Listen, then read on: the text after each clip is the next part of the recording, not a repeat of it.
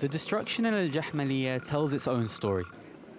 These streets saw some of the worst fighting in Taiz. Airstrikes have left their mark, as have rockets and bullets. Faded Houthi slogans are all that's left of the rebels. They were pushed out by pro-government militias last year. But the memory of the fighting isn't far away for the residents that stayed. I passed through here and I heard shouting in the neighborhood. The women were shouting, the boys were shouting, the children were shouting. I came and saw my mother lying on here. What happened? A sniper had shot her in her leg. Abdel Kafi's mother Aliya was shot by a Houthi sniper in front of her house. And that makes her even more afraid. I'm worried about my son's children and my daughter's children and all the generations that are going to come. We are afraid for them all. Her scar reminds her she has reason to fear. Jahmaliyya used to be one of the busiest areas in Taiz. Now it's devastated. Houthi rebels were on one side, local fighters were on the other, and the residents were stuck in the middle. Now with the fighting over, the residents still complain that they're barely receiving any help to rebuild. Outside his home, Abdel Kafi explains the neighborhood's position.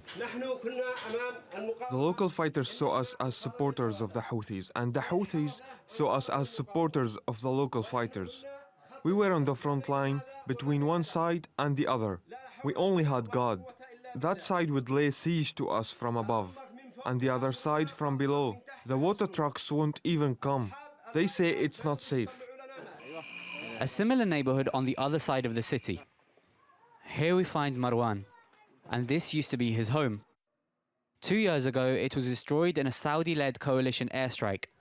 Marwan lost 10 members of his family. There's no excuse for targeting a residential area. It doesn't matter what the reasons are, even if there are militias in the area. That doesn't allow them to hit residential houses with highly destructive missiles. Marwan says 14 people were killed in total when their homes were destroyed. Local officials in Taiz largely back the Saudis, which means the authorities don't have much sympathy for people like Marwan. When organisations find out that it was the Saudi-led coalition that hit our area, they won't want to take our case. They show no interest. It's as if the matter isn't of importance to them. Marwan can wonder if anyone will ever be held accountable for the slaughter and destruction here. But for now, all he can do is wait and try to survive the war. Abu Bakr al-Shamahi, TRT World, Taiz.